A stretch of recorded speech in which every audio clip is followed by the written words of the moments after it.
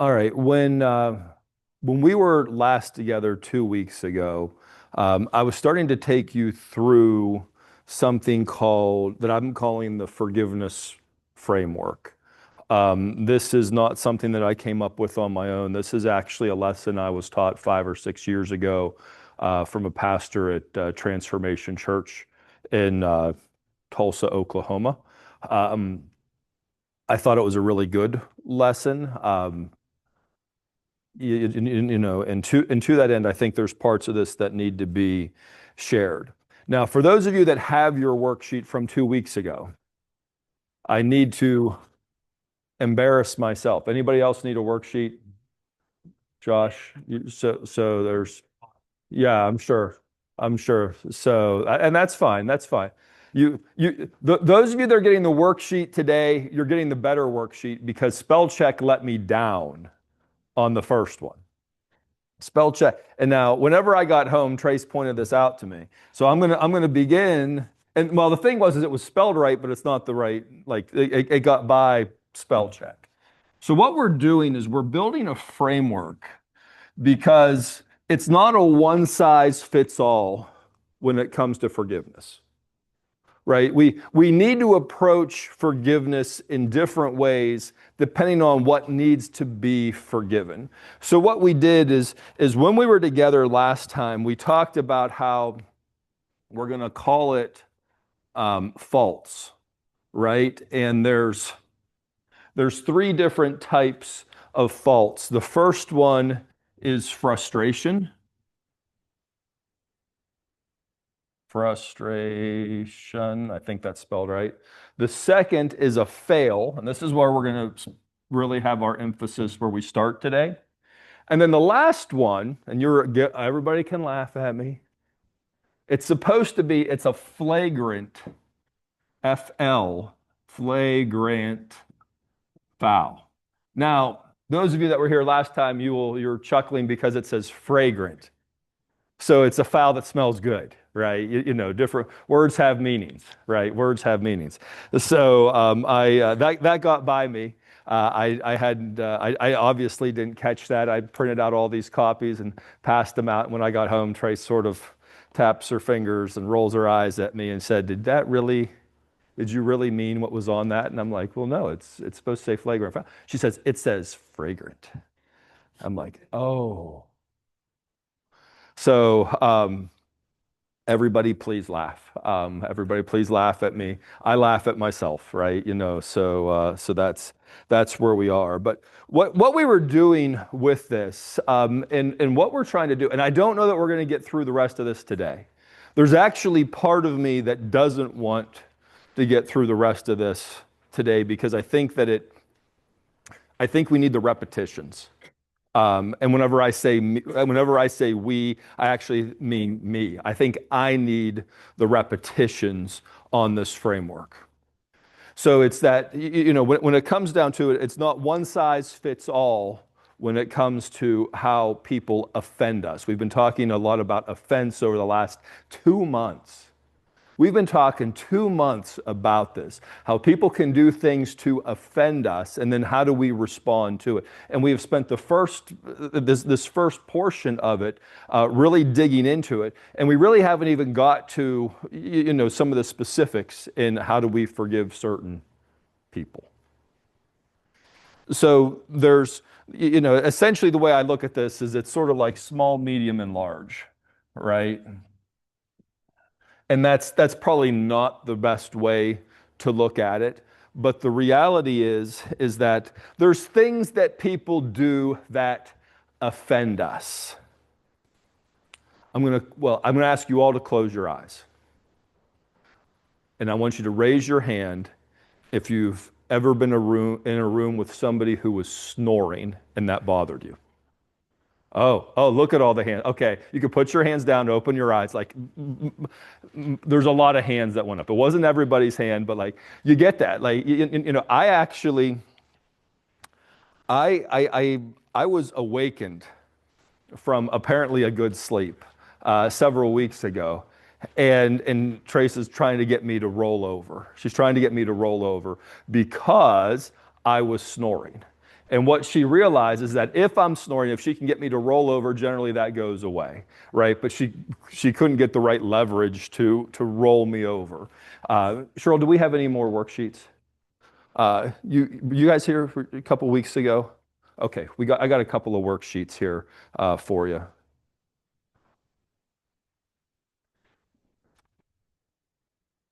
We're going to be we're going to be trying to fill this in. We may or may not have success, but we're going to try. We're going to try. Um, but there's some things that become really frustrating. That's a little thing. That's a little thing in life. And you take a step back and you say, the grand scheme of things, there's other things of greater magnitude that I can deal with. And so what I want to do today is I want to just unpack this framework first for what we did before. We'll get a repetition on that because my chances are we've all been frustrated, right? We've had frustrations. And then we're going to move to the second level. And that's where I want to spend most of our time today. And now, if the timing goes well and we can go faster, great. If it doesn't go so well, we'll see how this plays out. But what it comes down to is if we can categorize the offenses that we have experienced in life the right way, then there's a better chance that we can work through those offenses. And because it's not one size fits all, we need to have different strategies for how we work through these offenses. So the first thing is the fault, and then coming down this side, I'm going to try to recreate your worksheet here on the board. There is an offense, right? There's an offense. Now, what's the offense when you have a frustration? Chances are that happens because you had an intersection, you had an exchange, you crossed paths with somebody at some time, and something happened that you didn't like, right? So this happens, the frustration happens at the exchange. Whenever this happens, you have a feeling. This exchange gives you I'm not going to be able to spell anything right today. Feeling.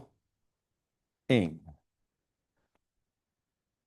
whenever you have this frustration, what happens is you feel that you are not valued. You're not respected, right? Now, I think I shared last time. I remember we had an associate pastor here many, many years ago. His name was Rod Sylvie.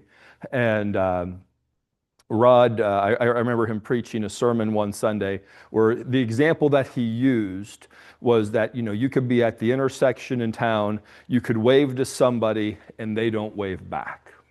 Now, that's what I recall. Have you ever done that? Have you ever waved to somebody and they don't wave back? Right? I know this happens to Josh all the time. Because there's a guy that can't see real well that walks on the road, and every once in a while he sees a red truck coming at him, and he doesn't realize that it's Josh until afterwards. And if you know Josh holds his hand on the steering wheel on the top, and as you're going down the road, the fingers pop up. I don't know if you realize this about yourself, but this is Josh. Josh he's always waving. He's always waving, right? And then for me it's slow. It's slow, and I'm like, oh, that was Josh, and I don't stop and turn around. But there's the opportunity. There was an exchange. I didn't reciprocate, so there's the opportunity that Josh could be offended and he could say he doesn't value me. I think you just kicked because I took the mailbox out. Well, maybe there's that too, right?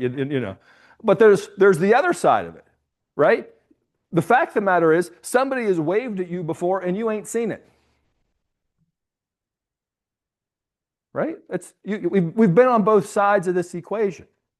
There's an exchange, but when you have this exchange, there's the opportunity that somebody could say, oh, they don't care about me. I'm not valued. I'm not. And some people will go through this response of being petty. Well, if they're not going to wave at me, I'm not going to, like there's people that keep score. There's some people that keep really close and accurate scoring. Some people have scoring more elaborate than baseball statistics, right? It's like, right, Bill? Yeah, I mean, baseball's got some good statistics, and there's some people they got the counts down. That's where we get. The response is what is what we are apt to do. It's what we're apt to do. But what we need to do is the antidote. The antidote is what? Wow. I might have to get somebody that can actually spell antidote. The antidote is what you need to do. And for some of us, the antidote is you got to grow up. We got to say, we've got to be mature, maturity, right? Some of us got to grow up. Now, the thing about maturity is that maturity does not necessarily happen with age. You can find somebody well into their 70s that are not mature. I know this because I have dinner with such people regularly, right? There's certain things. There's certain things.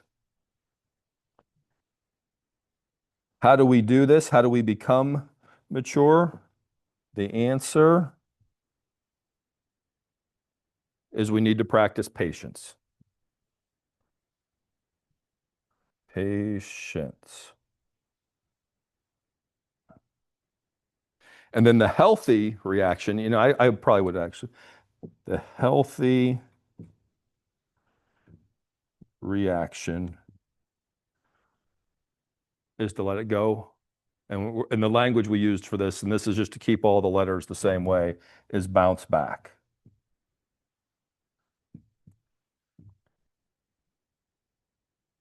This is what we talked about 2 weeks ago. We took 48 minutes or whatever it was to unpack that. If you weren't here, I'm going to encourage you to go back and go through that lesson again. But this begins to outline the framework because there's things that happen to us. And a lot of us are carrying a lot of offenses. And we need to mature. We need to get over that. But there's some offenses that can come our way that we just can't get over. Some of them are a little heavier than that, right? And that's where we're going to pick up today. We're going to see if I can find the right place in my notes here.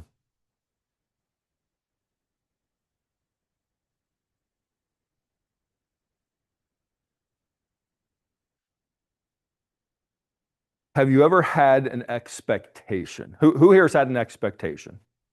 I'm going to tell a story about my son. He's not here this week. This is when Jess was real little. Trace and I had this idea that we wanted to get him really nice toys. And I shared part of the story a few weeks ago. But one of the toys that we decided that would be really good for a kid to have was the Thomas Wooden Railway System. So like rugged toys. Now, you have to understand that Trace works in the daycare, and if you've never worked in daycare, you do not understand daycare. But apparently, some kids come in and they can almost eat toys. Like like things break, and they break at an exceptionally high rate. And so there's some toys that are made that are a little more rugged. There's some toys that are a little more durable. And one of those things that we were thinking about was let's get these Thomas Wooden Railway things. And oh my goodness, it was so much fun. And every morning, Jess, before I could go to work, Jess would say, "Dad, you got to build me a toot track." And I'd build him a little track, and he would run around the house, and he would do these different things. And so that was his world for a while. That was his world for a while. And if you've ever looked at that stuff, it ain't cheap. Like you start looking at these, I mean, whatever they were, $10 or $15 for one car. Like, oh my goodness. So amass these things. It took some time. And it also just took some awareness. And one of the things that we recognized was at the time, Toys R Us would have a sale on them a couple of times a year, never at the right time, but they would have buy two, get one free. And so I remember there was a sale and I went to Toys R Us and I bought two and I got one for free and I hid it in the basement for months and months and months and months and months. And we were getting close to Christmas and I said, Trace, I got it taken care of.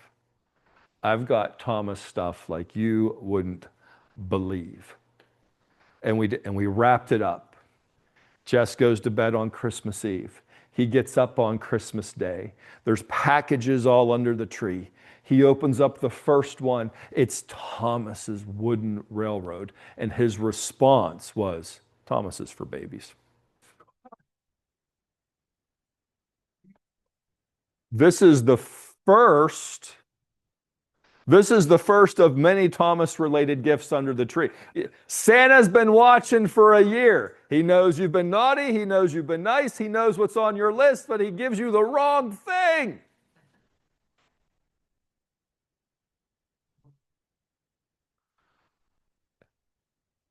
You can have an expectation. You can have an expectation, and it can be met with failure. Has anybody ever failed you? Turn it around. Have you ever failed anybody? That's all of us, right? And the thing is you know that if somebody has failed you, it's not quite as easy as just forgetting about it. It's not quite as easy as just getting over it. We can have expectation, and that's actually where failure happens, where expectation. I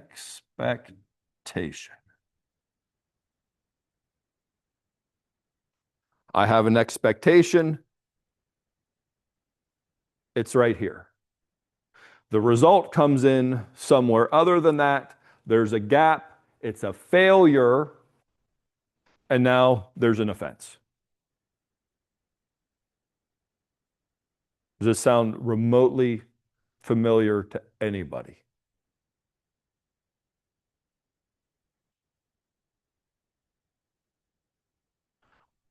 The offense happens at the point of expectation. Proverbs 13:12. I'm going to try to put the references here. I don't know. Proverbs 13:12.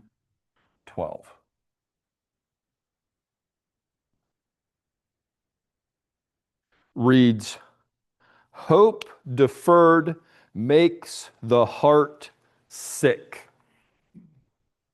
I'm going to rephrase that. Expectations failed makes the heart sick. Hope deferred makes the heart sick, but a longing fulfilled is a tree of life. We know that offense can happen when that expectation is not met. And when that happens, it produces a feeling. And that feeling is typically, woe is me. You feel like the victim. You feel like the victim. I'm a firm believer that people tell stories in one of two ways. We all have these different adventures as we go out during the week. At the end of the day, we need to tell our stories, right? And a lot of times we will tell the stories in one of two ways. We tell the story one way to make ourselves look like the hero. Has anybody ever told a story about themselves and make them look like a hero? Anybody ever had an adventure where you look rather good? I need to tell somebody about this, right? The other way is you can tell the story to make yourself look like the victim. You ever know anybody that's told a story to you that they were the victim? Probably lots of stories like that, lots of people. Now, I believe the reality is that it's somewhere in between. I don't think everybody's always the hero. I don't know that everybody's always the victim. I think there's probably a little more to it. But what I've observed, over the years is that oftentimes people will tell the story to look like the hero or to look like the victim. Psalm 34:18.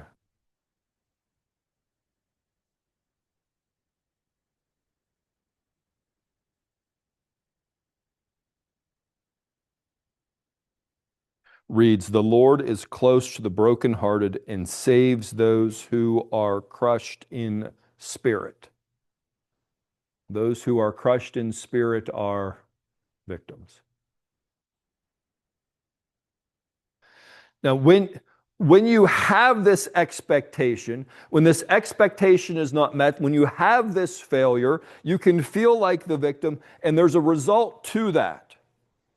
The result to that is that you feel pain, physical or otherwise. Physical or otherwise.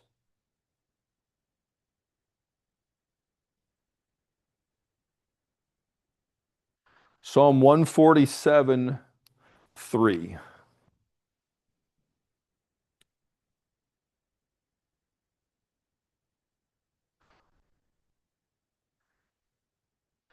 I want you to pay very close attention to this language. I want you to pay very close attention to this language. He heals the brokenhearted and binds up their wounds. Who is he?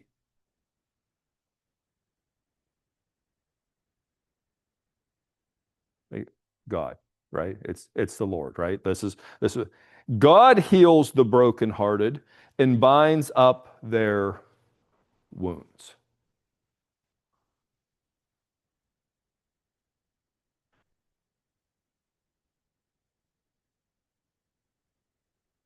And so while we have this feeling of pain, what we need, the antidote that we need is ministry.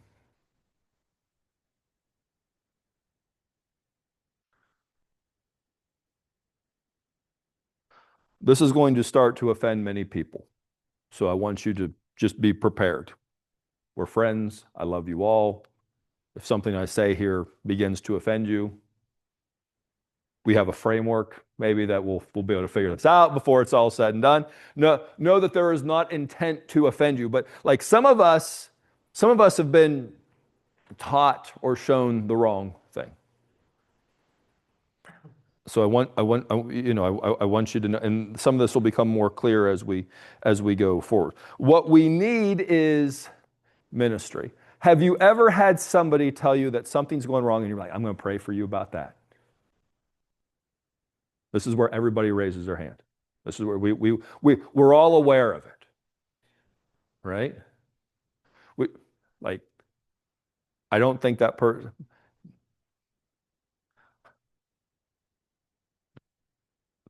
This could fit anywhere on the board. At one point, I remember having somebody in my Bible class, it's been a long time, ask me to pray for their cat. An adult asked me to pray for their cat. Now, where I come from, I don't value cats. I don't. I've told you before that when you go to the fair, they have the little games where you can win a goldfish, and you're lucky if the goldfish lives a week or so. By my definition, a goldfish is a disposable pet. Cat ain't too far from it, right? So when somebody says, "Oh, could you be praying for my cat?" I'm not inspired to do that. Like they multiply like mad, right? So I don't get, but we have this. We have that people have these offenses, that they have expectations that aren't met. They feel like the victim. It causes some pain, and what they need is ministry. They need to be pointed towards God. Right? Now, this can happen at home. This can happen at work. Has anybody had a failure happen at work? Yeah. You expected somebody to do something and it didn't happen. When, as I tell the story, it makes me feel old. But I was working the pharmacy in Conneaut Lake.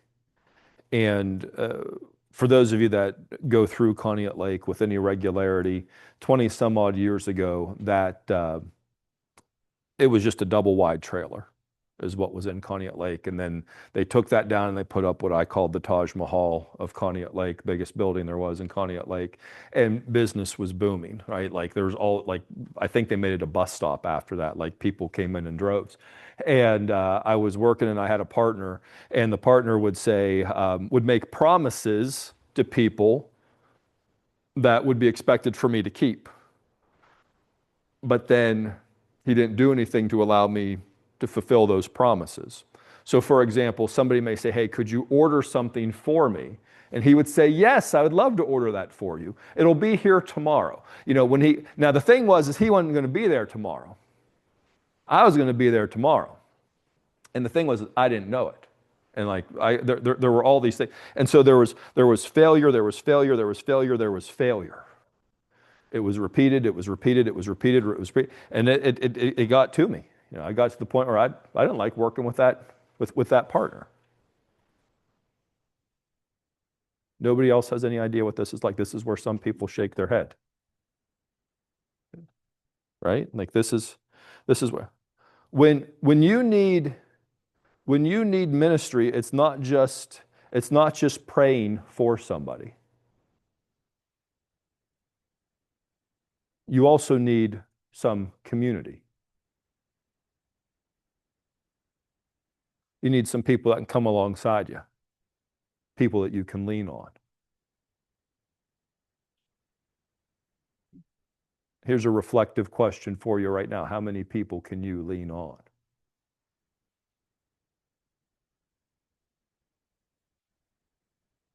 How many can you lean on? Like how strong is that network of folks that you have to lean on? If you don't have much of a network, that makes this a little bit tough.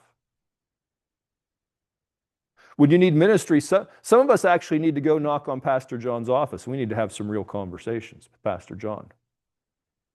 Some of the things that we're struggling with.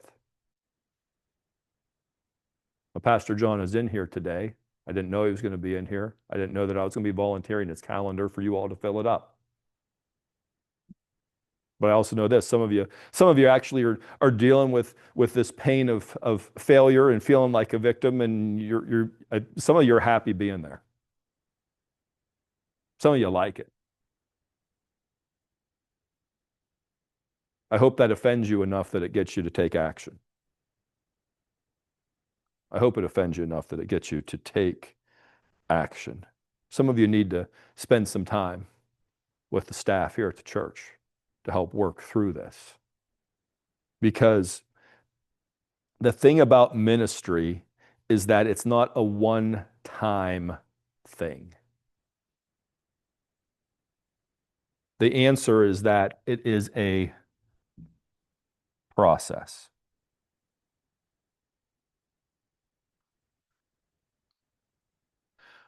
I guess before I leave this last point,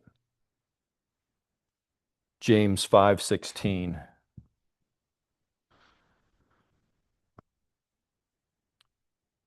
James 5:16 reads, therefore confess your sins to each other and pray for each other so that you may be healed. When you have pain, when you have physical pain in this world, what do? You seek a healer. Some of you go to the doctor, right? That's the most simplistic example I can give. But when you're hurting, when you have that pain, what you need is ministry.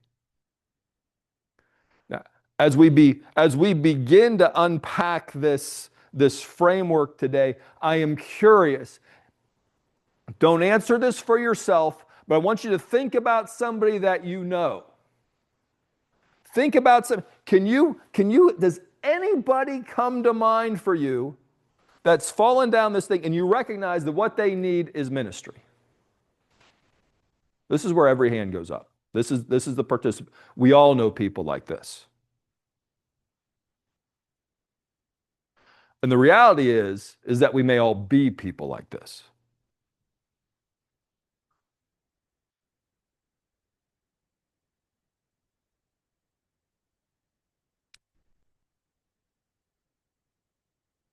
I'm going to ask you to write this down.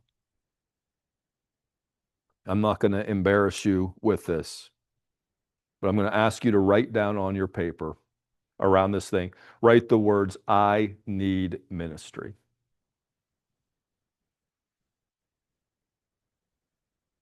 You need people that will come around and pray for you. You need a community of believers that you can lean on. And maybe you have a big community right now, but I'm going to tell you, it'd probably be even a little bit better if it was a little bit bigger. I'm asking you to write that down. I'm not going to ask you to say those words now. But you may need to whisper those words to yourself later today. I need community. I need community. We talked about this a few weeks ago, the difference between scars and scabs. Right? There's a world of difference between a scar and a scab. You see, if those of us that have scars, what is it? You had something that was painful. You had a cut, you had a wound, it was painful, but now it's healed. And when you see the scar, you can touch the scar and there's no pain associated with it.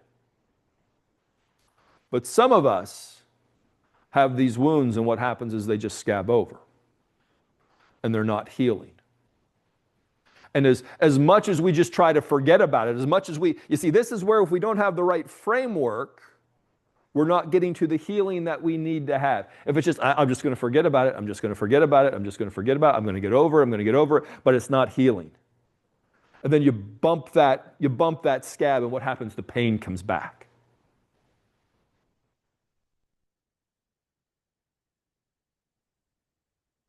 Some of us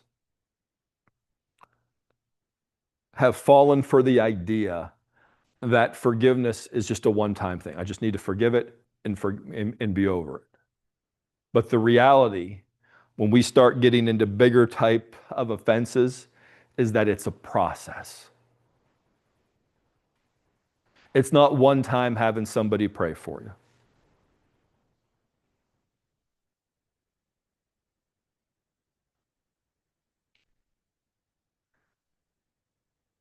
Starting in 2020, I very much shifted the way that I taught this class.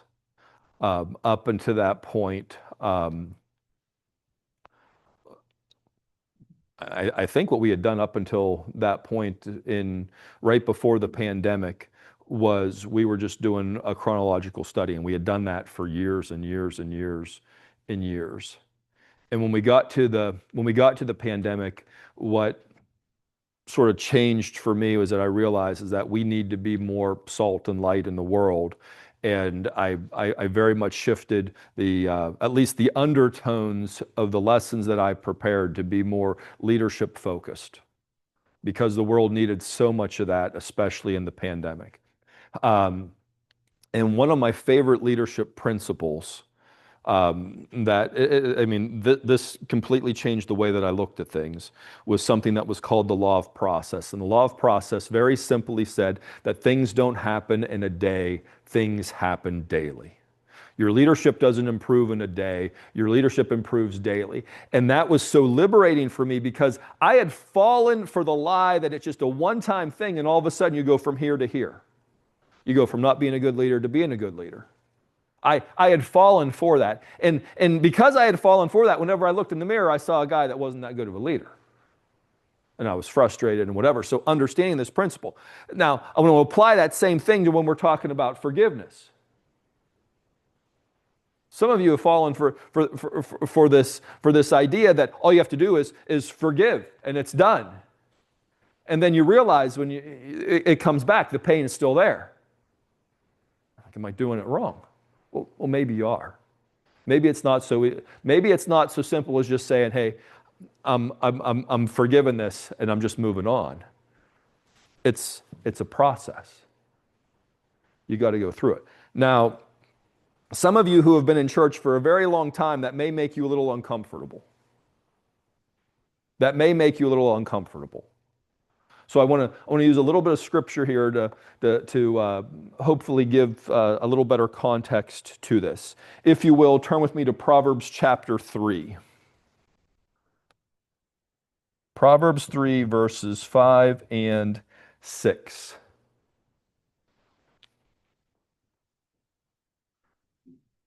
Before I read this, I will remind you that words have meanings. Words have meanings. Verse 5, trust in the Lord with all your heart and lean not on your own understanding. Pause. Lean not on your own understanding. What other understanding is there? We immediately jump. It's the understanding of God. And that's true. It's also the understanding of others. That's where your community comes in.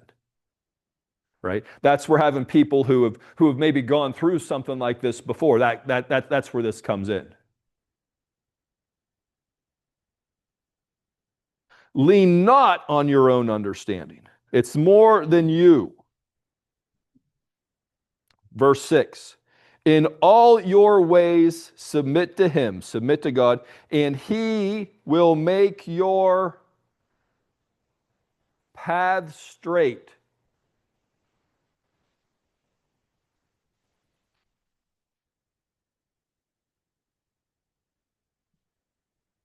How long is a path?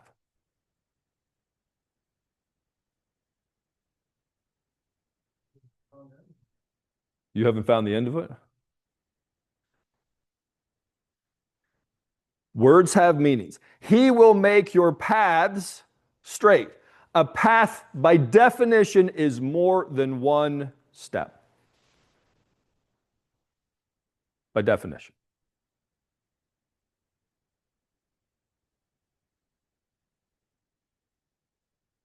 Paths have steps. It's a path, it's not a point. It's a process to forgive.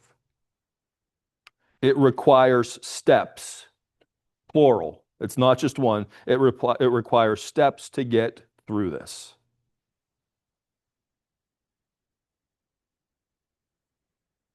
Yet many of us have been given the expectation that it should be a single step and you're over it. And some of us have even given that advice as well. Just a single step and then you're over it. Have I offended anybody yet? Has like this just somewhat real to you? Can you identify with this?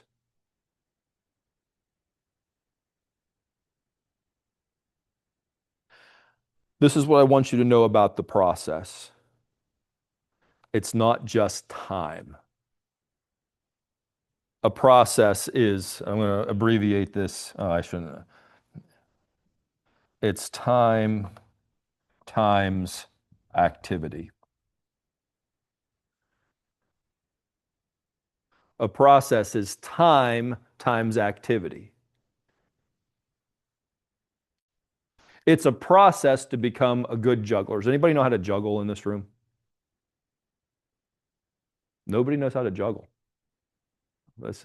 Cheryl, did you raise your hand that you know how to juggle? That's cool. If anybody's curious, I would actually bet that you do know how to juggle. You just need to spend a little time at it. If you had a little bit of time at it, you'd learn how to juggle. But here's the thing. I can get balls to juggle, and I can have those balls for a long time. But if there's no activity, how much better am I getting?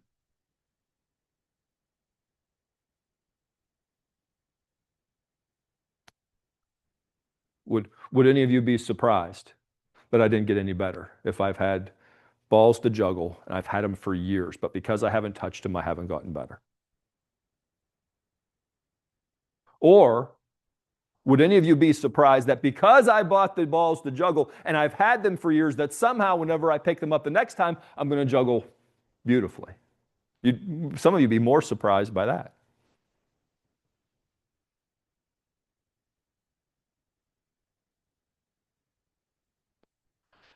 So what should we do? What's the what's the healthy reaction? What's the healthy reaction? And to this, it's boundaries.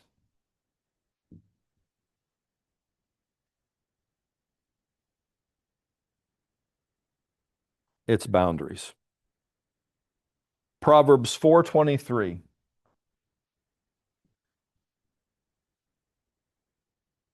Proverbs 4:23 reads, "Above all else, guard your heart. For everything you do flows from it."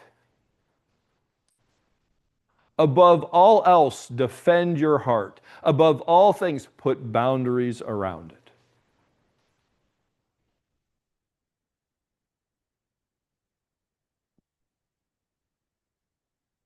Not everyone gets the same access to you.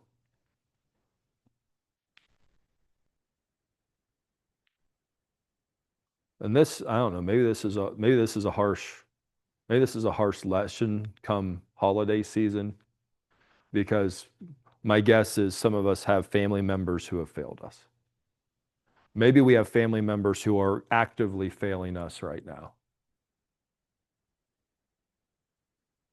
Maybe I don't know. I guess I would say this. I don't think the timing of this lesson is wrong. I just think that the timing of this lesson may be hard.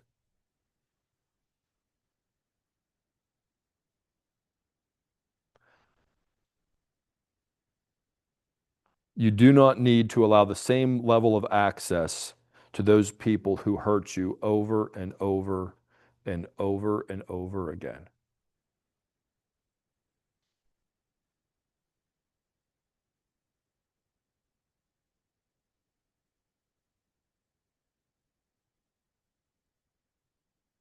This is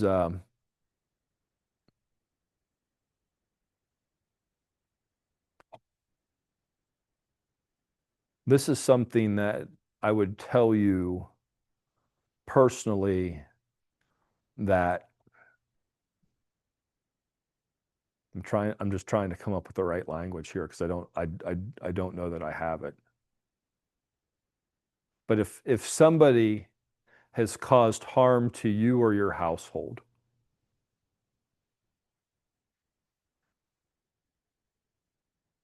do you need to allow that same somebody continued access to your household?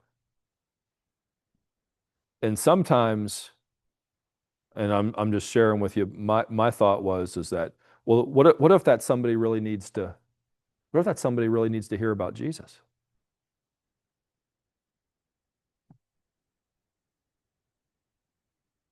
What if that someone is so lost?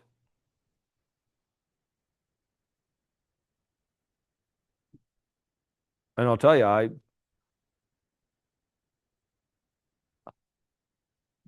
I don't do well with this. I don't. And I'd hazard a guess that some of you in here don't do well with this either. I I like to think that I'm special, but on the other hand, I also know that I'm not that special.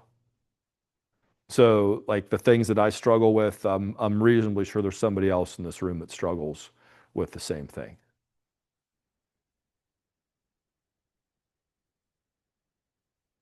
We need Now, to that end, if you are going to put up boundaries, if you are going to put up boundaries, that does not mean that you hate somebody.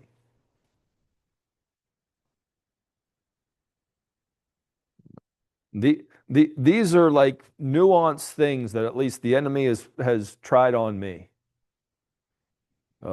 If you're going to put up a boundary, that means that you must hate this person.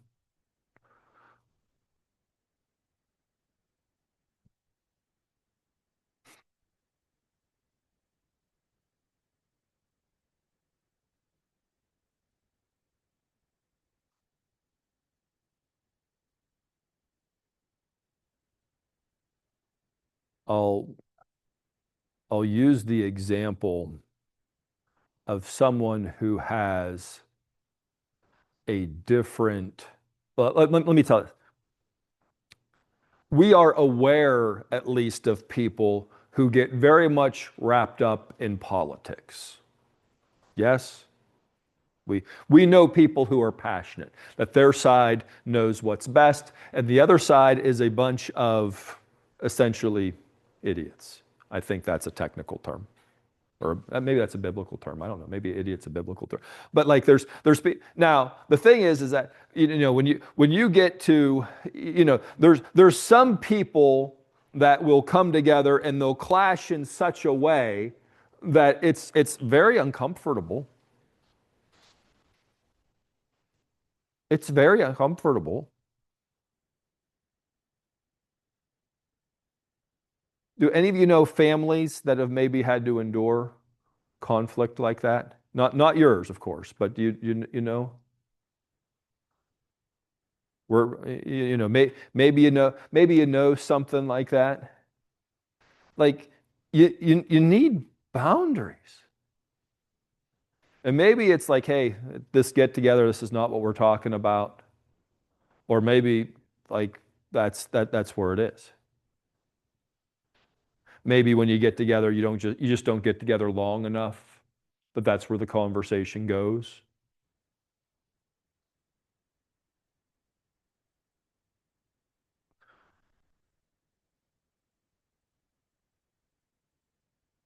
Bill, I'm not going to make eye contact with you because I know you're a Penn State guy. I'm a Pitt guy.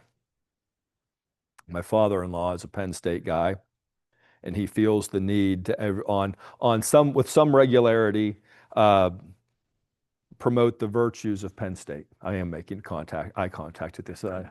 Sorry, I'm saying this. I want this to be in good fun, right? But there's like some people that don't get like that take this stuff way too seriously.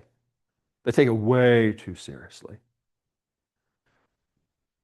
And it can create all sorts of there's some failures that can happen. There's some pain that can happen. There's some unkind things that can be said. Right? Like that's where it is. Not everybody gets the same level of access to you.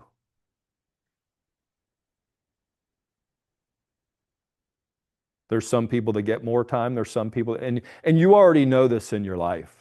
There's some people who get a lot of your time, and there's some people who get very little of your time. And some people need to move a little bit closer, and other people need to move a little bit further away. That may be the best Christmas gift you give yourself is to realign some of those things, realign some of those priorities, some of those boundaries. This is where we're going to stop today. Next week's going to be harder. I just want to give you a fair warning. Next week is going to be harder because we're going to talk about scenarios where people have gone out of their way to hurt you.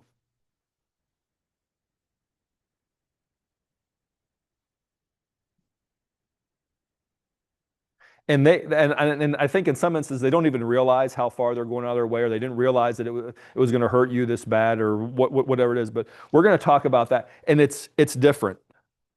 It's not just getting over it. It's not just grow up. somebody didn't wave back to you, right? It's not just, I'm going to pray for you. It's not just that. There's a different formula for that next week. So I want to invite you to prepare for that next week. Prepare for that stretch that we're going to have. And as always, if there's something there, feel free to invite somebody else to come along and be uncomfortable with us next week. So with that, I'm going to wrap up right there.